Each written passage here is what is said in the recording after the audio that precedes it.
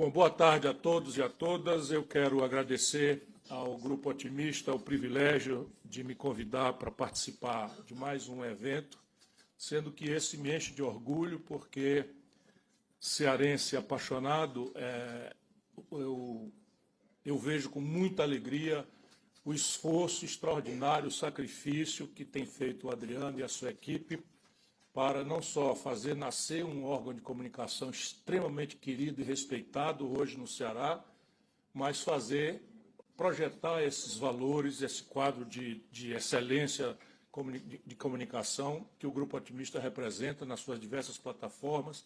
E, portanto, para mim, Adriano, é uma alegria e uma honra muito grande testemunhar a sua chegada ao centro da economia brasileira. Eu sou encarregado por 20 minutos de lhes fazer uma reflexão sobre a conjuntura econômica do Brasil. Claro que eu não posso cometer a gafe de não ser otimista num evento promovido pelo Grupo Otimista. Porém, me permitam que eu seja realista. O grupo continuará sendo otimista e, como brasileiro, eu tive até coragem de me aventurar 4 vezes querendo presidir o Brasil. É um amor, uma paixão grande, não correspondida, mas quem se propõe a governar um país como esse acredita claramente no seu potencial. E eu sei do potencial extraordinário do Brasil, por isso a minha indignação muitas vezes é confundida com zangas ou bizarrices, enfim, para não ouvir o que eu quero dizer. E o que é que eu quero dizer? Entre 1995, data do Plano Real, que eu ajudei a fazer, e hoje, a China, na data já com quase 1 bilhão de habitantes, 890 milhões de habitantes, tinha um PIB menor do que o Brasil. Em 1995, quando nós fizemos o Plano Real, o PIB brasileiro, e nós tínhamos ali menos de 200 milhões de reais, era discretamente maior do que o PIB chinês.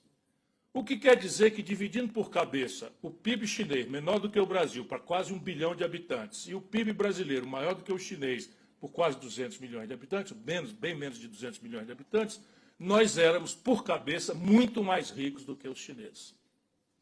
Hoje, a China é 14 vezes o Brasil. Assim, é um número. Nós podemos perfeitamente aceitar o número, relativizar o número, adorar o número, odiar o número, protestar contra o número, mas é um número. Hoje, a China, dentro do mesmo período, virou 14 Brasis, dentro do mesmo universo global de ameaças e oportunidades. Isto é o big picture, como os americanos falam. O grande quadro é esse. Há um erro de modelo estratégico no Brasil que nos impede de conciliar nossa potencialidade extraordinária com a nossa realidade precária, medíocre, para não dizer o mínimo. O que é a defeituação desse modelo? Nós podemos fazer um fast forward e vir para o dia de hoje. Tomemos nota de alguns números. O Brasil hoje tem a maior quantidade de recuperações judiciais da história. É um verdadeiro genocídio empresarial. Maior quantidade de concordatas, na expressão antiga, de recuperações judiciais. O Brasil tem hoje a maior fuga de capitais estrangeiros desde 1982, quando se começa a medir esse índice. Saíram do Brasil só em 2024 56 bilhões de dólares. O Brasil tem hoje uma dívida pública que está escapando completamente de qualquer razoabilidade. Prestemos bastante atenção nisso, porque há uma tendência de nós considerarmos que esses são assuntos das páginas de economia dos grandes jornais, das críticas especializadas, como se isso não tivesse muita coisa a ver conosco. E, infelizmente, tem a ver conosco centralmente. Por que nós temos a maior quantidade de recuperações judiciais da história brasileira? Porque nós temos a maior taxa de juros do mundo. Por que nós temos hoje 72 milhões de brasileiros, praticamente toda a população adulta do país, humilhada nos serviços de proteção ao crédito, SPC e Serasa, por causa da taxa de juros mais alta do mundo? E esta é uma variável do galope da dívida. E a questão fiscal é uma variável também do galope da dívida. Portanto, nós vimos aí, quando o governo anunciou, estamos falando da conjuntura presente, no começo da semana passada, uma fórmula de ajuste fiscal para fazer frente a este galope da dívida, o mercado enervou-se muito. E há quase que uma veia de transmissão instantânea, automática, do mercado dito financeiro para a grande mídia, especialmente para o editorialismo da grande mídia, praticamente numa palavra só. Parecia, assim, que nós estávamos na iminência do apocalipse. Um elemento prático, a taxa de câmbio brasileira, pela primeira vez, ultrapassa a casa dos R$6, de onde não desceu, mas acho que vai descer. Tome nota, não é muito meu feitio, mas está exagerado. Mas ainda hoje, antes de chegar aqui, eu estava ali a taxa de câmbio em R$6,05. E por que razão a taxa de câmbio deveria ser um assunto popular? Não é aquela hora que o William Bonner anuncia a taxa de câmbio no Jornal Nacional, o nosso povo levanta para ir no banheiro ou algo do gênero, porque parece irrelevante popularmente. Lamentavelmente não é. Sim, o povo não compra dólar, portanto, não teria interesse instantâneo, imediato na taxa de câmbio, mas o povo come pão e, quando calha, tem a chance de comer uma pizza domingo. Pão e pizza é feito de trigo e o Brasil importa substantivamente o trigo que nós usamos para fazer o pão e a pizza do domingo. Se sobe o dólar, sobe o trigo. Se sobe o trigo, sobe o pão. O Brasil não compra dólar, o brasileiro médio, mas o brasileiro médio toma remédio. Por imprudência estratégica, nós permitimos que 86% da nossa indústria farmacêutica seja importada, nos insumos. 86%. 80% disso patente vencida. É só uma incompreensível incompetência que o Brasil, gastando já o dinheiro, não é, importa, gerando emprego na China, na Índia, na Europa, 86% da química fina. Já não digo do meio de diagnóstico médico, todo ele importado, não digo, enfim, das próteses, das camas de hospital, essas coisas todas. Só isso daí já explica que subiu a taxa de câmbio, vai subir o preço do remédio. O eletroeletrônico, o Brasil hoje tem mais celulares ativos do que habitantes. Nós temos 250 milhões de aparelhos celulares ativos para meros 200 milhões de habitantes, já incluindo as crianças e tal, cujos pais, tendo prudência, não permitem que use o celular, como é o caso do meu querido filho Gael, que está ali assistindo a palestra do papai. Então, repare, toda a eletroeletrônica, toda a ótica, tudo isso são importados. Ou seja, subiu a taxa de câmbio, é fatal que nós tenhamos reflexo disso na inflação. Sendo que é uma inflação de custo. Porque o pão fica mais caro, não é porque mais gente quer comprar pão e pode comprar pão gerando hiato de produto ou excesso de demanda, cuja ferramenta é aumentar o juro. Mas é assim que o modelo manda fazer, aumentar o juro. Resultado prático, nós hoje temos que a conta de juros, este ano, se aproxima de R$1 trilhão com T de tapioca. R$1 trilhão com T de tapioca será só a conta de juros. Não tendo o Brasil como pagar esses juros, isso tudo se incorpora na dívida. Resultado, a dívida brasileira está se aproximando perigosamente de R$10 trilhões. Já está em 9 e fração. Trilhões de reais. Quando uma dívida cresce demais e o credor parece que tem algum risco incremental de insolvência, isso é trivial. Todo brasileiro das periferias que se submete à cultura dos agiotas sabe disso. O que acontece com o perfil de uma dívida quando a dívida cresce demais e parece que o credor não dará conta de pagar os fluxos dessa dívida? Ela encurta os prazos e encarece o custo. E é exatamente isso que está acontecendo com a dívida brasileira nesse momento. Por quê? Tanto a literatura internacional quanto as melhores práticas do mundo referem a sanidade de um país com a dívida como proporção do PIB. Ora, o PIB é o conjunto de riquezas que uma nação produz. Ninguém paga dívida com PIB. Você paga dívida com o fluxo do Tesouro Nacional, com dinheiro que entra de tributos. Por que a humanidade e a literatura tratam PIB, ou dívida versus PIB? Porque, por definição, isso nós precisamos incorporar de novo na nossa rotina, por definição, no mundo, menos aqui, a dívida pública tem uma característica absolutamente única, longo prazo. É nela que se hospeda a poupança da sociedade de longo prazo.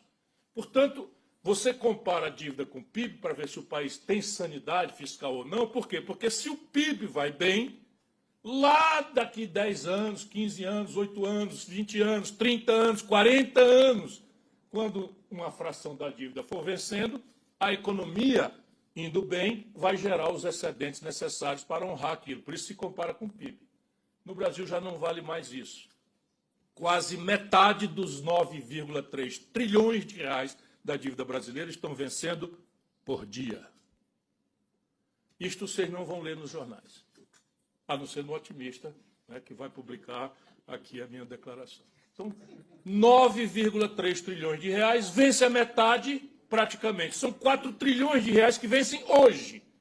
Não existe fluxo fiscal possível, fisicamente possível ou imaginável que faça honrar esse fluxo. Então, o resultado é uma espécie de hot money que gira diariamente no mercado overnight com a mão quente. E aí, ciclicamente, o risco incremental para os mais nervosos vira pulo para o câmbio. Então, nós temos um problema estratégico, qual seja um desequilíbrio histórico nas nossas contas em dólar no estrangeiro. O que é o déficit de transações correntes?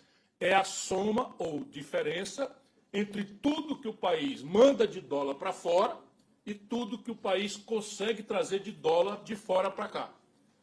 Nós somos muito pedagogicamente informados do saldo da balança comercial, que é o Brasil vende uma porção de soja, de milho, de boi, de frango, de minério de ferro, de petróleo, e isso dá um superávit na balança comercial, porque o Brasil importa essas coisas, outras então importa menos do que exporta. Então tem um saldo positivo e nós ficamos aí, otimista, nós temos esse lado bom.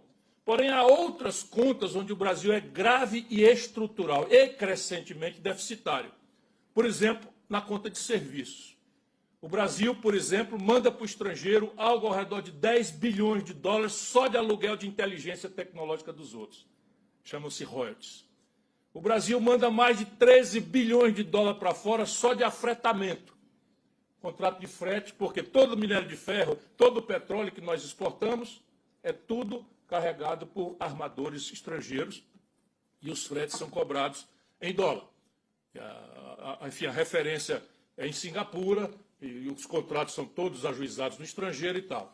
E lá se vai. Seguro. O Brasil destruiu sua estrutura de resseguro nacional. Hoje, toda a estrutura de seguros brasileira é ressegurada por companhias estrangeiras. Lucros e dividendos. Então, as empresas multinacionais aqui sediadas, aproveitando que o Brasil não tem legislação minimamente severa nessa questão, tem uma conta monstruosa de remessa de lucros e dividendos lá para fora. O fato é que, somando tudo que entra e tudo que sai, a balança comercial entra com dado positivo, o resto é tudo negativo. E no saldo, o negativo supera o positivo em 2% do PIB hoje. 2% do PIB de 10 trilhões são 2 trilhões de reais. Dividido por R$6, nós temos aí uma conta explosiva. Isto é a causa porque a nossa moeda é pressionada estruturalmente para se desvalorizar. E o modelo recomenda o tal câmbio flutuante, e embora você tenha uma distorção tremenda que só o Brasil a toleraria, que é um negócio chamado swap cambial. Swap cambial é sempre uma palavra assim meio exótica para a gente não entender o que é. Na verdade, é uma espécie de seguro que garante ao especulador brasileiro no câmbio que ele não tem prejuízo. Se ele acertar, o lucro é dele. Se ele errar, o prejuízo é pago pelo Estado. E essa operação envolve bilhões de reais, dezenas, centenas de bilhões de reais, dólar, convertido em dólar, e isso é uma operação conduzida por uma única pessoa no Banco Central. Uma única pessoa, que não dá satisfação por que fez, por que não fez, por que cobrou taxa tal, por que descontou taxa tal e tal. Então, isso aqui é o lado estratégico complicado da vida brasileira. Entretanto, reparem bem, como esse país não é para amadores. O Brasil, nesse momento, tem a menor taxa de desemprego da história, de desemprego aberto da história. O Brasil reduziu a pobreza, que é quem ganha abaixo de R$ 22 por dia na família. R$ 22 é o corte da pobreza. Então, quem ganha menos de 22, no Brasil eram 60 milhões de pessoas, hoje são 52 milhões de pessoas. Caíram 8 milhões de pessoas, saíram da linha da pobreza. E a economia está se aproximando de crescer 3,5%, que vem a ser a maior taxa de crescimento dos últimos 10 anos. Então, repare, tem uma aparente incongruência aqui, não é? Que os amadores não compreendem. Mas aqui é suficiente para o governo fazer uma propaganda muito barulhenta, e aqueles outros números são suficientes para uma oposição minimamente desqualificada, ou maximamente desqualificada, fazer um grande barulho aqui. E nós que gostaríamos de entender o que está acontecendo de verdade, ficamos aí constrangidos, sem saber bem onde nos situar. Eu quero propor uma alternativa. É que o Brasil é um país profundamente fraturado. O que é que explica esse crescimento econômico? É o que eu chamo de nacional-consumismo, para fazer uma paródia daquilo que conduziu a estratégia de desenvolvimento brasileira ao longo dos anos 30, 40, 50, 60, 70, até morrer nos anos 80, que era o nacional-desenvolvimentismo. Então, ali, o elemento crítico, o elemento chave, indutor do desenvolvimento do Brasil, que chegou a crescer 15% ao ano, era o investimento.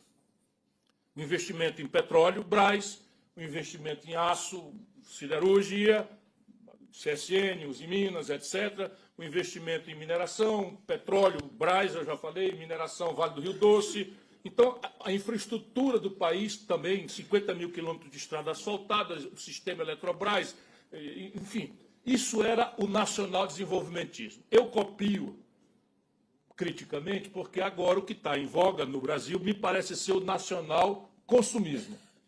O Lula tem uma intuição muito poderosa, mas dramaticamente curto-prazista, de que há uma fração do crescimento de uma nação que se impulsiona menos pelo investimento e mais pelo consumo das famílias. É simples de entender. Se uma família ganhava 200 e passa a ganhar 500, ela, pobre, transforma esse plus adicional a mais, como diz o meu conterrâneo lá de Sobral, né, o plus adicional a mais, tudo instantaneamente em consumo. Portanto, o pequeno comércio de coisas populares tende a ir bem, porque vai refletir sobre isso. E a demanda acaba gerando, por esse caminho do consumo, um crescimento. Ele não é, entretanto, a melhor forma de crescer, penso eu. Se não, vejamos, por onde é que esse crescimento aconteceu? Eu estou terminando esse estudo agora e estou sofrendo para escrever um paper e a minha newsletter, mas é original, não é tão original, mas assim, escrita assim, vista nessa contradição, eu não li escrito em canto nenhum. Basicamente é o seguinte, eu fui fazer o levantamento. O Bolsa Família, turbinado pelo leilão Bolsonaro-Lula, era Auxílio Brasil, mudou para 300, para 400, para 500, para 600, injeta na economia este ano, na mão dos pobres, diretamente, 400 bilhões de reais. Mais o BPC, o Bolsa Família, mais o BPC, mais o abono salarial, injeta 400 bilhões de reais. E o salário mínimo, impulsionado por um aumento real de R$ 79 por ano acima da inflação, só para vocês verem como é deprimida a nossa economia. O governo Lula aumentou em R$ 79 acima da inflação o salário mínimo brasileiro. Essas duas coisas, o salário mínimo potencializado, que vai lá nas aposentadorias, injeta R$ 1 trilhão na economia. Os aposentados, 1 trilhão, 400 bilhões, isso explica essa aparente contradição. é o nacional consumismo, porém, a demanda que sobe não encontra retaguarda na próprio aparato produtivo do Brasil. Nós estamos importando 17% a mais do que estávamos importando lá atrás. Isto não é sustentável e o governo está contratando uma recessão para o ano que vem. Por quê? Porque esta inflação de 4 inflação, que é um absurdo, está determinando pelo modelo que o Banco Central puxa a taxa de juros hoje ou amanhã para algo ao redor de 0,75 ou no mínimo 0,6, 0,05 em cima de uma taxa que já é a mais alta do mundo. Cada meio ponto na taxa Selic, cada meio ponto custa 60 bilhões de reais por ano na dívida. E não há ajuste fiscal, como eu tentei demonstrar. Portanto, eles vão fazer a conta subir e o salário mínimo vai por uma nova regra, vão se tirar daqui até 2030 R$ 94 de aumento real no salário mínimo, conforme a política anterior, e vai tirar. Portanto, aquelas duas ferramentas, Bolsa Família e salário mínimo, vão deprimir e a taxa de juros para cima. Então, otimismo sim, mas se prepare, o ano que vem vai ser mais difícil.